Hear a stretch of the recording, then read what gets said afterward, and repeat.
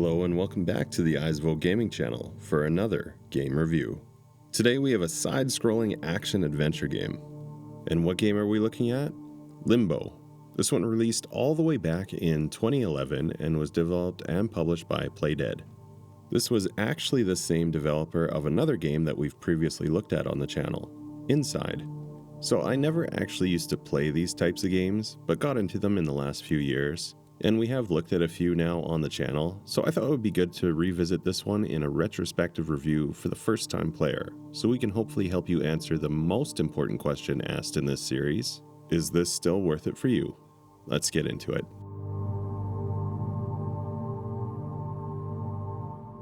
So as we always do on the channel, let's start out with the plot for this one. Limbo is essentially about a boy who's looking for his sister. He wakes up in a forest and begins making his way through. Soon he'll discover a spider, which he needs to use various means to get past it, but eventually makes his way out of the forest and into a more urban environment. The game will continue in this style, with the protagonist working through the various areas, reaching a new zone with new challenges to work through. There's no dialogue in this game, so the environments are going to do the heavy lifting in terms of telling the story of what's happening.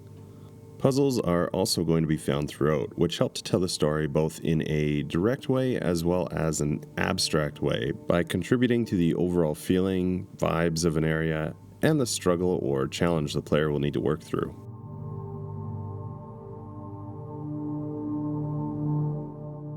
And what games can we compare this one to in order to give you some idea of what to expect? Definitely I would consider the game Inside. As I mentioned, this game has already been covered on the channel, and really there's so many things in common. From the way that the story is presented, the overall feel of the game, the mechanics, the puzzles, everything just feels very similar.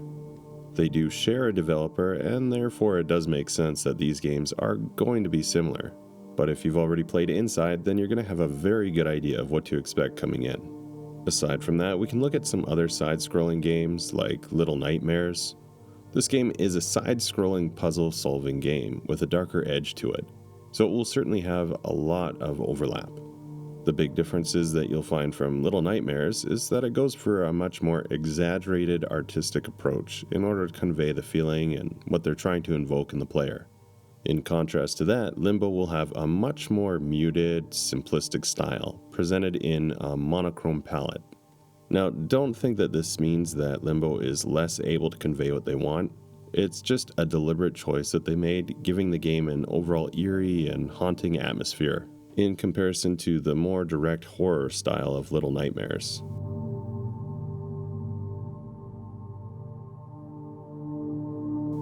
This is a 2D side-scroller, and we have a minimalist approach with fairly simple game mechanics. Controls are essentially moving, jumping, and grabbing things. To progress through the game, the main challenge is going to be completing puzzles. The puzzles are mostly going to be physics-based, meaning that you'll typically be interacting with objects, pushing, pulling, or some other kind of manipulation, and often trying to use that in order to make some change in the environment. The puzzles themselves are made to be trial and error, so it's expected that you're often going to fail at completing a puzzle, which then results in a death scene for the boy. But then you just respawn and can try again, hopefully learning from your previous mistake. As you get farther in, the puzzles will become more time-based, which personally I'm not a huge fan of time-based puzzles, but that's going to be totally dependent on the player, so that might be your thing and perfect for you. There's also going to be a lot of environmental hazards as you go through, and by that I mean there's traps like bear traps, the giant spiders, and other deadly obstacles that you'll either need to avoid or find the correct approach in order to get past them unscathed. That's about it. Like I said, it's a fairly minimalist game, so things are kept pretty simple. Puzzles do feel pretty intuitive as well, so you likely won't be stuck for a very long time on any given puzzle. But of course this is also very player dependent and is relative to your familiarity with puzzle games in general, as well as this style of puzzle games.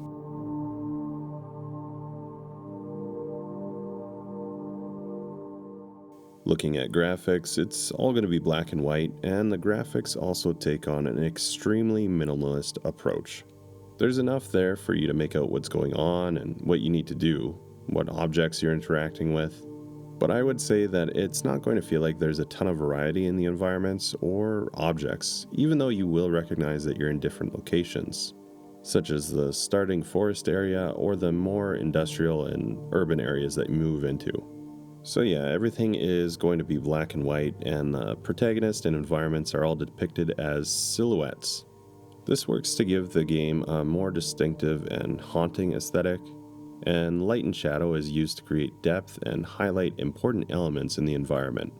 There's also some environmental effects such as rain, wind, and fog, and these are used to immerse the player in what's going on. The minimalist approach might be your thing, or maybe it's not, so just use the gameplay video that you see in order to make up your mind on how you feel about it.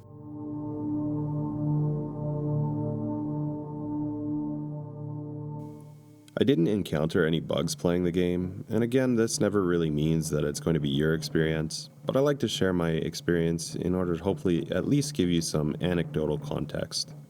What I would say is the most unique aspect of the game is the art style. Using the minimalist approach and showing everything in silhouettes creates a haunting and mysterious atmosphere for the game. There's also a lot of ambiguity as to the narrative and the story. So what I mean by this is that there's a complete lack of dialogue or even text to tell the player what's going on, and so the player is left to come up with their own interpretations and conclusions in much of the game. Basically, everything that you're going to encounter is also made in a way which tries to give the player a sense of unease and danger. So each situation that you approach becomes a balance of trying to determine how to solve a puzzle, while also being cautious of the environmental hazards which are presented.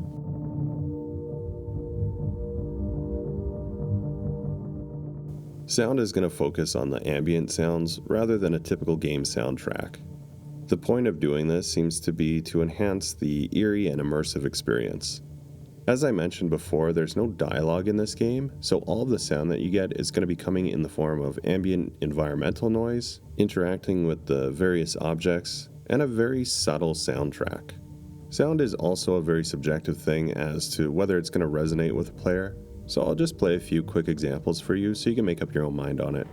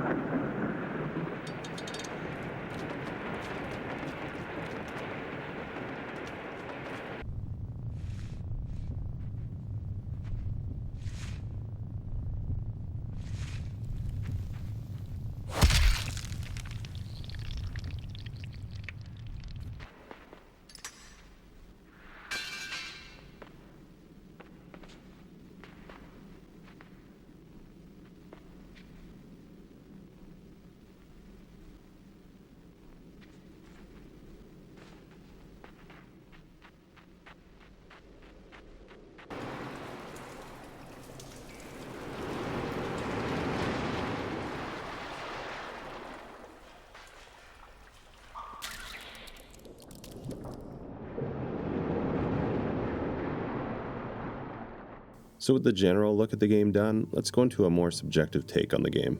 Basically, if you've seen some of my videos before, you know that I don't like ratings and things like that because everybody's experience is going to be individual and unique.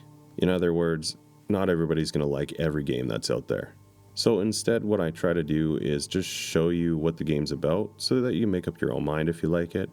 And now I'm just going to move into a more subjective take and if I enjoyed it or not.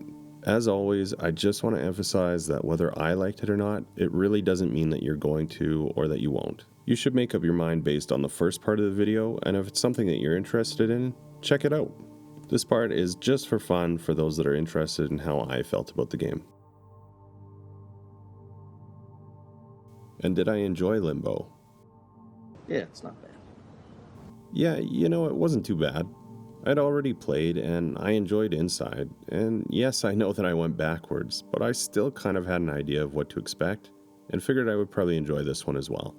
I did prefer Inside, but I think that makes sense. They probably learned from Limbo what works and just built on it from there. That said, if you like these kind of puzzle side-scrollers, it's probably a good bet that Limbo will still click for you. I do want to mention though that this game, like many others in this genre, is extremely short. I think I got through it in maybe a couple of hours, so do keep that in mind if it's important to you. Personally, I also find it really difficult to replay these kind of puzzle games. After I play through it once, I'll probably have a pretty good idea of what to do, and so replaying it just isn't that much fun. What that means is if it's a game that's only a couple of hours long, that's all I'm really going to ever get out of it. As for the minimalist style, I wasn't too sure at first, as I tend to like games that have a good variety in locations and NPCs or whatever's in the game. But honestly, it works for this game and what they're going for. So yeah, overall, I'd say it's a solid little game. It's not the greatest experience that I've had in a puzzle game, or even in a side-scroller for that matter, but it's also very far from the worst. So, upper average maybe?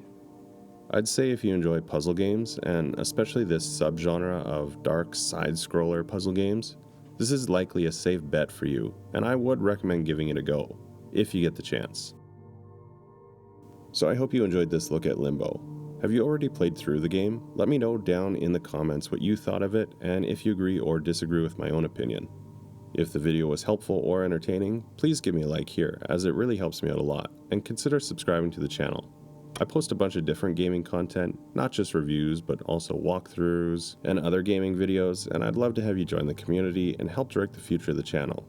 Thank you so much for taking the time to watch today, and until next time, take care.